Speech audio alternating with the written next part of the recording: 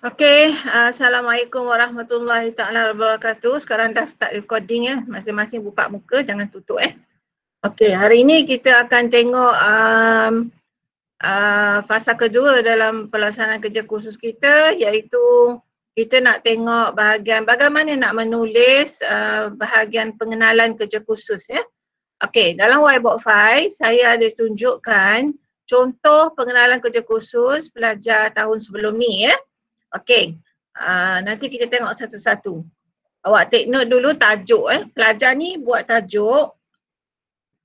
Saya bacakan tajuk dia, awak boleh tulis supaya awak nampak nanti Okey, faktor-faktor pelajar tingkatan 3 terlibat dalam gejala ponteng di sekolah menengah kebangsaan Jalan Kebun. Okey, nama pelajar ni dirahsiakanlah, tapi pelajar tahun lepas ni antara yang saya bagi markah tinggi untuk kerja kursus Faktor-faktor pelajar tingkatan 3 terlibat dalam gejala ponteng di sekolah menengah kebangsaan Jalan Kebun. Jadi dia punya persoalan dan permasalahan kajian sini tentang gejala ponteng. Lokasinya ialah di SMK Jalan Kebun Okey, kita tengok yang pertama, bermula daripada ni Masalah ponteng sekolah sudah menjadi isu yang hangat diperkatakan dewasa ini. Okey, ponteng merupakan satu perbuatan, ponteng merupakan satu perbuatan salah laku dan melanggar peraturan sekolah. Ini bermaksud seseorang pelajar dianggap ponteng sekiranya tidak hadir ke sekolah tanpa sebab-sebab yang dibenarkan pada hari persekolahan. Oleh yang demikian, ponteng merupakan istilah. Oleh yang demikian, ponteng merupakan istilah yang digunakan untuk merujuk kepada apa yang jua kegagalan menghadiri kelas di sekolah secara sengaja tanpa alasan yang menasabah. Itu yang dia terangkan di sini adalah tentang pengistilahan ponteng, sebab tajuk dia tadi ialah gejala ponteng sekolah jadi rujukan dia tengok sini, menurut Kamus Dewan. Kamus Dewan boleh guna, Wikipedia tak boleh guna Ponteng, ini istilah dari segi Kamus Dewan pula. Didefinisikan sebagai lari daripada tanggungjawab atau tugas tanpa kebenaran. Di sini dia bagi 3 pendefinisian atau istilah ponteng Yang dua atas tu adalah penjelasan tentang masalah ponteng sekolah. Yang perenggan yang saya gariskan last di sini adalah pengistilahan tentang ponteng sekolah mengikut Kamus Dewan. Kemudian selain dari itu, ponteng juga merujuk kepada pelajar mari sekolah tetapi tidak menghadiri kelas. Ada 2 jenis ponteng dihuraikan di sini, tidak hadir sekolah dan tidak hadir kelas. Sama ada salah satu kelas, beberapa kelas atau semua kelas dalam satu-satu hari. Dalam perenggan ini selalu menerangkan tentang istilah ponteng. Istilah ponteng sekolah, apa definisi ponteng sekolah, mengikut Kamus Dewan yang dia bagi kat sini, dan juga jenis ponteng. Dia ada jenis ponteng, ponteng sekolah, sekolah dan kedua ponteng kelas, iaitu tidak masuk kelas kan. Seterusnya, tengok. Menurut analisa unit disiplin bahagian sekolah, ini dia gunakan rujukan Menurut analisa unit disiplin bahagian sekolah Kementerian Pendidikan Malaysia 1999, mendapati bahawa sebahagian besar salah laku telah dilakukan oleh pelajar adalah kesalahan ponteng sekolah sebanyak, dia bagi dalam kurungan peratus. Ini semua dari mana dia ambil? Daripada rujukan dibaca dari bahagian sekolah Kementerian Pendidikan Malaysia. Yang ni dia boleh ambil daripada Akta Pendidikan Perkeliling ini rujukan awak buat ni, dia buat melalui melalui internet. Ponteng sekolah merupakan peratusan tinggi berbanding kesalahan kecil lain. Malah sudah ramai penyidik dalam seperti guru telah menjalankan kajian. Ini dia cakap tentang literature review, iaitu kajian-kajian yang pernah dilakukan oleh pengkaji lain sebelum dia. Mengenai permasalahan ponteng dalam kalangan murid sama ada sekolah rendah maupun sekolah menengah, masalah ini bukan sahaja berlaku dalam kalangan murid lelaki, malah murid perempuan juga terlibat dalam gejala ponteng ini. Ponteng sekolah ini juga tidak mengira lokasi sekolah. Ia berlaku di sekolah bandar dan juga luar bandar. Jadi dalam penggai yang kedua, pengkaji dia nak bagi tahu bahawa gejala ponteng ni memang menjadi masalah yang besar di semua sekolah, ya. Sama ada di bandar, sekolah di bandar ataupun masalah di luar bandar, sama ada ianya melibatkan pelajar lelaki atau pelajar perempuan. Di sini dia membuat penjelasan kepada tajuk dia, kan. Okey, penjelasan kepada tajuk dia. Okey, seterusnya. Okey, tengok ni, ya. Yang saya bulatkan tu. Okay. Rasional kajian ialah kepentingan dalam melahirkan masyarakat yang berakhlak mulia dan bertanggungjawab serta menjadi masyarakat yang lebih berilmu serta berakhlak mulia.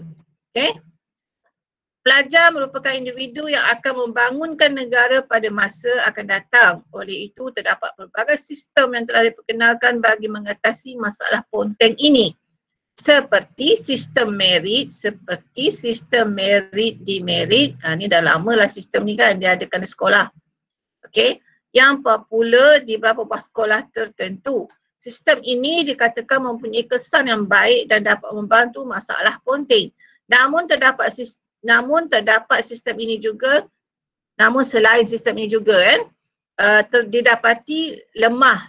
Namun, okey, ini ada ejaan dia yang salah ni. Terdapat sistem ini juga maksudnya ada kelemahan, ya. Didapati lemah kerana ada beberapa buah sekolah yang gagal melaksanakan sistem ini. Okey. Ini dia beritahu tentang apa ni? Rasional kajian. Dalam bahagian pengenalan, take note ya, kena ada rasional kajian, ya.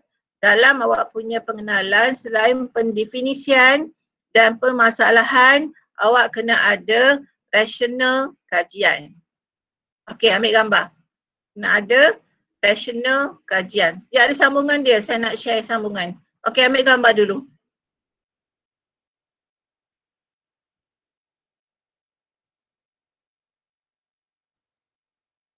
Dah? Sudah? Sudah ke belum? Dah, Madam. Okey, so sekarang saya akan share yang apa nama tu, sambungan dia, sambungan dia.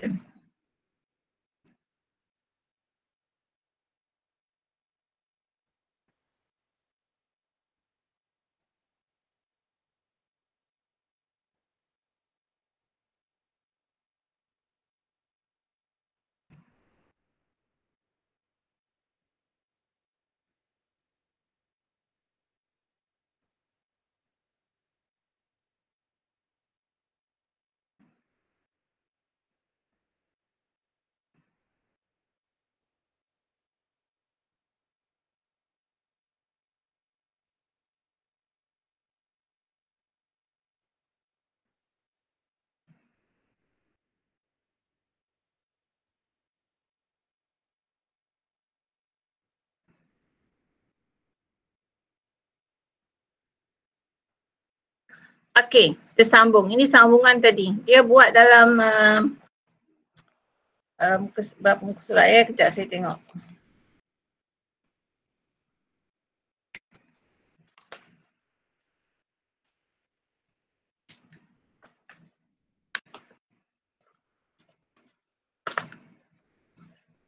Dia buat dalam satu setengah muka surat saja. Jadi tak perlu buat sampai 2 atau 3 muka suratnya, 1,5 dah cukup. Kalau nak cantik lagi 2 muka surat pun dah okey. Tak perlu buat sampai 3 muka surat ya, bahagian pengenalan. Okey, kita sambung.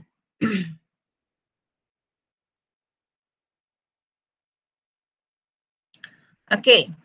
Terdapat beberapa sorotan kajian yang telah dilakukan berkaitan dengan gejala ponteng sekolah. Ini salah ejaan lah ni. Okey. Yang dia kata sorotan kajian ni, ini adalah literature review. Iaitu kajian yang pernah dilakukan oleh orang lain, oleh pengkaji lain ya. Iaitu faktor yang mempengaruhi masalah ponteng di sekolah D, ni bukan D, ni dalam dalam kalangan pelajar di sekolah menengah daerah Tanah Merah Kelantan, ya, yang dikaji oleh Muhammad Suhaimi bin Muhammad Hussein, iaitu pelajar dari Universiti Teknologi Malaysia pada tahun 2007. Okey, yang ini dia merujuk, ini adalah dia punya rujukan bahagian kajian lepas. Kita panggil literature review lah kalau bahasa Inggeris, ya, untuk melihat bahawa tajuk ini bukan dia seorang yang kaji. Banyak pengkaji-pengkaji lain yang dah kaji, antaranya Muhammad Suhaimi bin Muhammad Hussein, ya, dari UTM, ya. Okey, dalam kajian ini pengkaji lebih memfokuskan masalah pelanggaran disiplin di Sekolah Menengah Daerah Tanah Merah Kelantan yang semakin meningkat peratusannya. Selain itu terdapat juga pengkaji lain pada 30 Ogos 2013, iaitu Khalid bin Haji Muhammad, juga pelajar UTM. Okey, pengkaji telah meneliti tentang faktor yang menyebabkan pelajar-pelajar terlibat dalam gejala ponteng sekolah. Contoh faktor-faktor seperti faktor suasana sekolah, okey, faktor guru, faktor rakan sebaya dan faktor keluarga. Okey, ini perenggan ini semua dia cakap tentang sorotan kajian lepas. Dia bukan masukkan apa yang orang tu, pengkaji tu dapatan pengkaji lepas, tidak. Dia cuma ceritakan bahawa dalam kajian dia buat ni juga merupakan satu tajuk yang pernah dikaji oleh orang lain tetapi berbeza skop dia, ya, berbeza skop dia, dan membuktikan bahawa masalah ponteng ni bukan masalah yang terjadi baru-baru ini sahaja, tapi masalah ponteng sekolah ni masalah yang telah lama, yang telah wujud lama, ya, dan masih belum selesai sehingga kini. Itu sebab pengkaji ini nama dia saya rahsiakan, membuat kajian lagi bagaimana untuk mengatasi masalah gejala ponteng sekolah, tapi ruang lingkup dia adalah dalam kalangan pelajar tingkatan 3 dan lokasi dia di Sekolah Menengah Kebangsaan Jalan Kebun, ya. Okey, seterusnya. Okey, secara kesimpulannya, gejala ini harus dibendung oleh pihak sekolah. Selain itu, okey, pelbagai usaha perlu dilakukan oleh pelbagai pihak. Pengkaji mengharapkan, okey, ini kesimpulan, dia masukkan harapan. Ini adalah harapan. Gejala ini dapat diatasi segera. Okey, ini adalah harapan. Okey, dalam kesimpulan kena masukkan harapan pengkaji terhadap tajuk ini pada masa hadapan, isu ini. Dan yang kedua, boleh juga masukkan cadangan. Pengkaji ini tak masukkan cadangan, dia cuma just masukkan harapan sahaja. Awak nak masukkan cadangan pun boleh. Apa yang boleh pengkaji akan datang murnikan atau tambah kajian ataupun melaksanakan kajian lanjutan terhadap tajuk ini. Ataupun cadangan kepada pihak yang berwajib. Apa yang dia boleh buat untuk mengatasi masalah ini. Okey? Jadi maksudnya di bahagian dalam pengenalan apa yang perlu ada? Siapa boleh jelaskan sikit? Aman, tolong jelaskan sikit. Ambil gambar yang ni. Ambil gambar. Okey, apa yang perlu ada dalam pengenalan? Daripada awal. Daripada mula tadi. Kena ada apa? Dia kena ada maksud daripada Kejap. Kenapa suara awak saya tak dengar? Kejap. Mungkin slow kot saya punya ni. Kejap. Dah kuat dah ni. Kuat sikit. Dah maksimum dah speaker saya. Ya, okey. Dia kena ada rujukan mengikut kamus Dewan. Tak dengar. Suara awak tak dengar, jauh.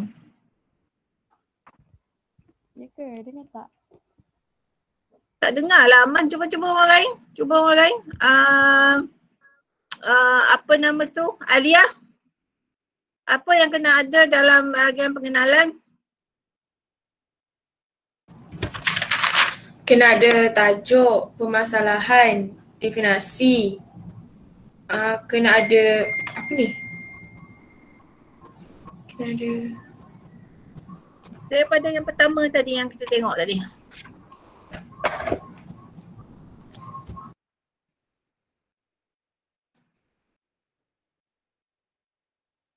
Tengok. Kena ada Ah. tajuk. Kan medium. Kena ada definisi. Definisi apa? Definisi tajuk tu. Okay. Lepas Definisi bukan definisi tajuk. Definisi konsep atau istilah yang ada dalam tajuk. Okay, lagi? konsep istilah yang ada dalam tajuk. Lepas tu kena ada rasional kajian. Okay, definisi sebelum rasional kajian tu kena ada apa? Permasalahan kajian. Persoalan kajian, kita Persoalan. ulang balik semula tajuk, pendefinisian istilah, permasalahan kajian, persoalan kajian. Lepas tu kita kena ada apa nama tu, sorotan kajian lepas, rasional kajian. Okay, last kali bakal kesimpulan tu boleh masukkan harapan dan juga cadangan. Harapan ni adalah harapan pengkaji dan cadangan pengkaji. Okay, ada soalan? Ada soalan Madam nak tanya. Yes. Permasalahan dulu baru persoalan ya? Mana dia? Siapa tanya tu? Fika. Rika, okey. Apa dia sekali lagi? Permasalahan dulu baru persoalan ya? Ya. Okey. Tapi awak tak perlulah highlight secara panjang lebar yang tu sebab kita dah buat dalam proposal. Jadi yang nak menunjukkan macam yang pelajar ni buat tadi, yang bahagian perenggan 1 dan 2 tadi, dia lebih kepada pendefinisian istilah dan konsep kepada tajuk dia. Dan tajuk ni, apa masalah dia yang dipilih tajuk ni, kan? Apa masalah dia, apa persoalan dia yang berlaku dalam masyarakat yang menyebabkan dia pilih tajuk ni.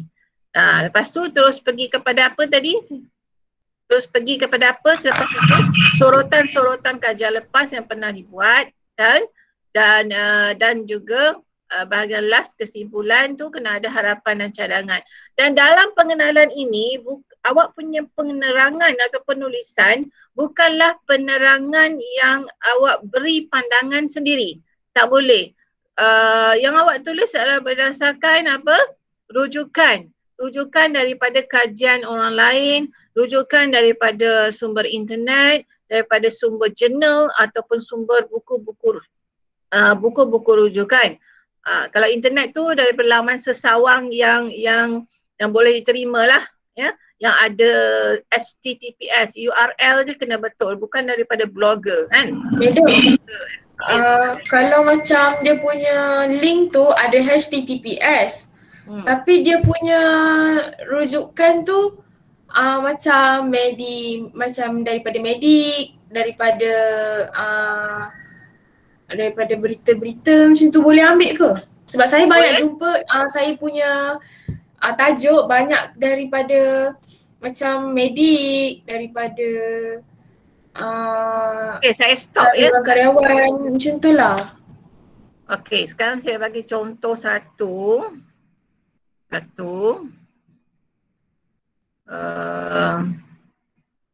Google, katalah nak cari definisi tentang makan malam.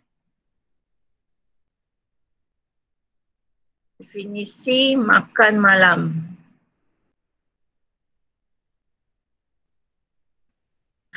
Biasanya awak akan tengok banyak daripada kamus besar Indonesia lah, kamus Wikipedia lah. Ya, saya tak nak benda tu ya, tak nak. Kita nak tengok kalau dalam buku boleh, buku-buku kan. Okey, sekejap saya tengok kejap.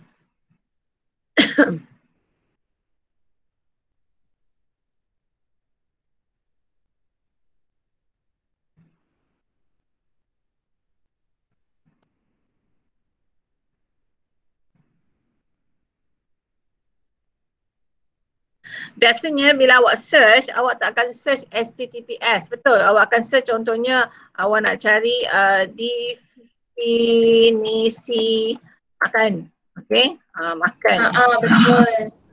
So bila awak search definisi makan tu, dia akan keluar WW, contohnya definisi makan, arti kata makan, okay, Ya.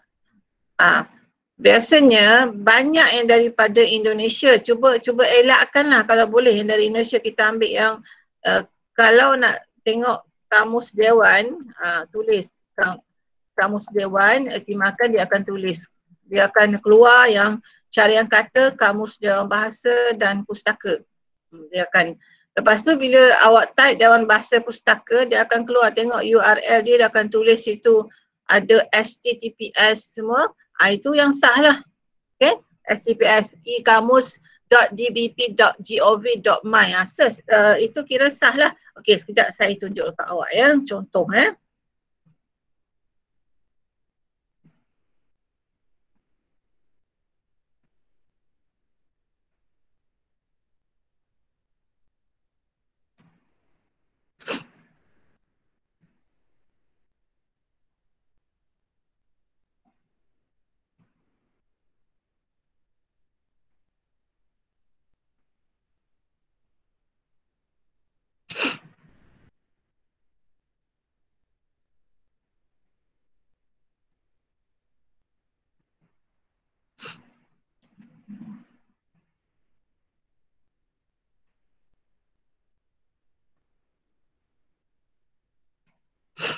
Dia tak boleh print screen lah. Tak apalah, dia tak boleh print screen. Sekejap ya, saya cuba share apa yang saya buka ni dulu. Guna Indo.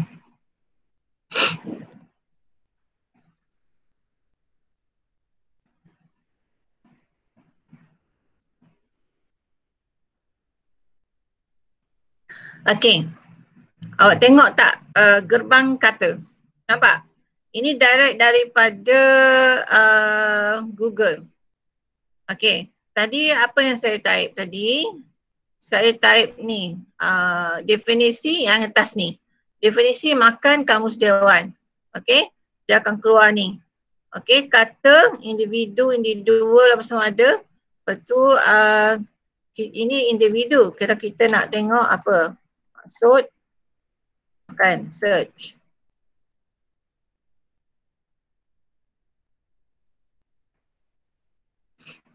So dia akan pergi kepada apa maksud makan. Jadi dalam awak punya rujukan, awak jangan lupa salin balik ni. Okey, kalau awak kata makan maksudnya apa? Memamah serta menelan makanan, mengunyah, menelan ya. Contoh-contoh ayat tak perlu salin. Kita nak ni je, memamah, menelan makanan, mengunyah apa semua. Sampai sini kan.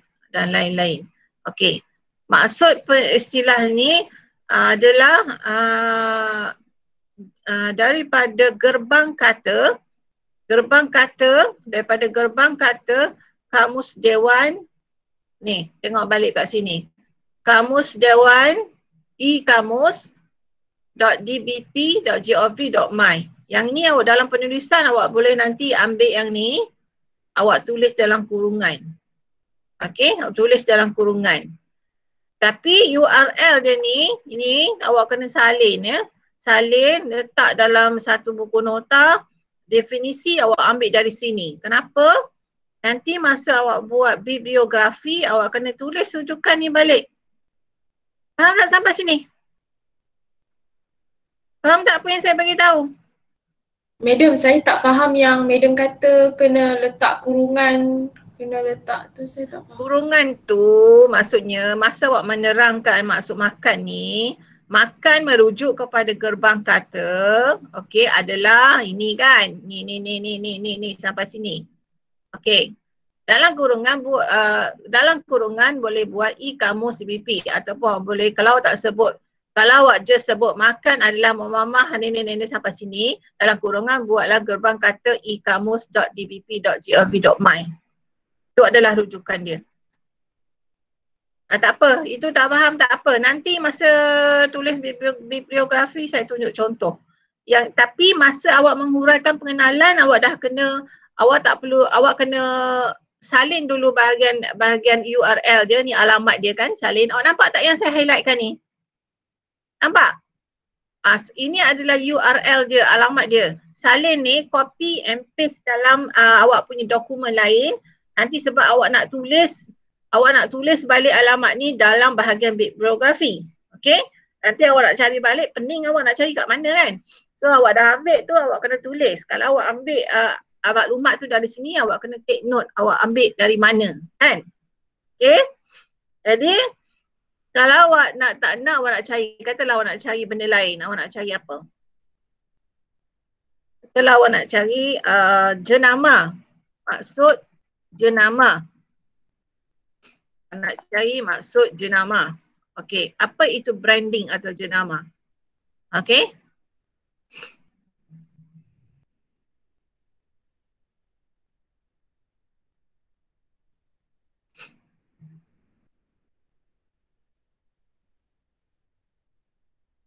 Okey, yang ini dia daripada blogger ni. Maksud jenama.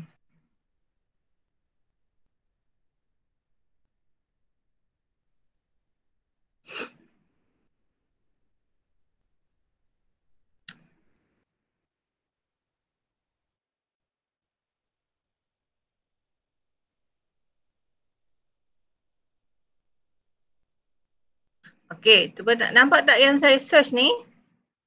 Ke awak tak nampak? Yang saya search awak nampak tak? Nampak madam. Nampak kan? Okey, kepentingan jenama.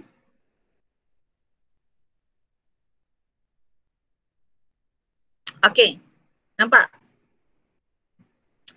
Dia keluar kan? Kepentingan jenama dalam perniagaan. Jadi ada punya laman web dia kat atas ni, ini URL dia, awak kena salin URL dia, HTML semua ni kan. Ini adalah alamat dia. Kemudian kalau awak nak petik, awak ambil maksud jenama dari mana, awak boleh buat jenama merujuk kepada usahawan.com. Boleh. Sini kan. Apa yang ada pada jenama? Kenapa jenama sangat penting perniagaan setengah syarikat kan?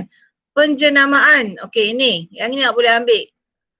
Penjenamaan branding nak kurungan tu di dalam kamus Oxford bermaksud pemberian nama atau imej ke atas barang atau servis. Yang ini awak akan copy and paste ataupun awak tulis semula. Okey, dalam kurungan ni awak buat. Awak ambil dekat mana tu? Masa awak tulis pengenalan. Awak ambil daripada mana? Awak ambil daripada usahawan.com. Faham? Lepas tu, awak copy yang dia punya URL ni, copy dan paste ke dokumen untuk bibliografi. Dalam masa yang sama awak kena buka dua tertingkap lah. Satu untuk dokumen, satu untuk search. Dokumen tu untuk awak senang je, ini boleh copy and paste. Nampak? Copy, awak dah buka satu, buka lagi yang lain, buka lagi apa nama tu, buka lagi file-file yang lain. Katakan awak buka file lain, mana dia aku punya, Microsoft Office. Buka Microsoft Office. Buka lagi satu. Okey, ni dokumen. Buka lagi satu dokumen. Okey, blank. So dekat sini awak jadikan satu file lah. Satu file. Tengok ni nampak dia dah saling. Tadi kan kita dah copy. So bila saya paste kat sini dia akan keluar URL ni. Awak buatlah catatan sini. Ini awak buat tentang apa tadi? Definisi jenama. So di masa akan datang bila awak nak tulis bibliografi, awak dah ada alamat ni, awak tahu alamat ni untuk apa. Nanti kita just tinggal susun je lagi. Bibliografi atau rujukan. Jadi awak setiap apa yang awak cari dalam internet kan, awak kena copy and paste alamat dia supaya nanti awak tak pening. Awak buat ni awak cari kat mana kan? Awak buat ni awak cari kat mana alamat dia. So awak copy and paste ke dalam dokumen untuk bibliografi. Susun dia kemudian kita susun. Supaya awak tahu. Supaya awak tahu nanti alamat ni apa. Okey, alamat ni tadi tentang apa? Tentang definisi jenama. Okey, nampak tak yang saya copy and paste ni? Nampak tak? Nampak tak? Tak, madam. Tak, madam. Tak nampak? Okay, kejap. Yang tadi share ni awak nampak apa? Okay, ya, saya stop presenting yang tu. Saya present yang ni kejap.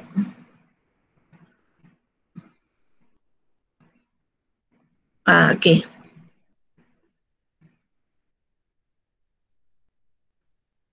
Okay. Okay, ini yang tadi. Yang saya salin daripada mana tadi? Daripada Google. Yang saya cari tentang jenama tadi kan. Saya kan copy dia punya URL dekat atas dia tu dan saya paste dekat dokumen. New dokumen yang kita akan rename dia sebagai bibliografi. Kenapa kena tulis macam ni? Kena copy kat sini untuk awak mudah buat kerja untuk bahagian bibliografi nanti. Kalau tidak awak kena cari kat mana? Pening nanti awak nak cari kan? Okey, faham? Boleh ya? Okey, saya buka untuk soalan. Ada soalan tak? Sebelum kita tutup kelas dan saya akan tunggu dalam 15 minit untuk kepada mereka yang nak tanya tentang item soal selidik. Okey, ada soalan tentang pengenalan. Madam nak tanya. Madam, Amanina nak tanya tapi dia punya sound tak berapa nak jelas. Okey, tanya silakan. Dia dengar tak? Dia dengar tapi slow sangat. Siapa yang slow? Suara saya ke suara dia yang slow? Suara Amanina. Tulislah, tulis. Okay. Tulis.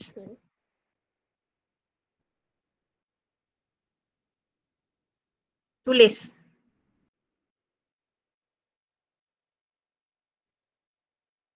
Dekat situ kan ada mesej.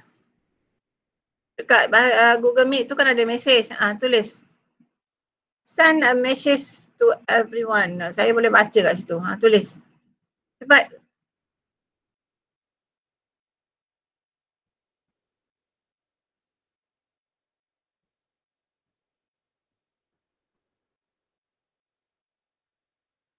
Yang whiteboard file tadi kita dah keluar kan? Ada lagi tak? Meet. Dah keluar ya whiteboard file tadi sebab kita dah share yang lain tadi kan?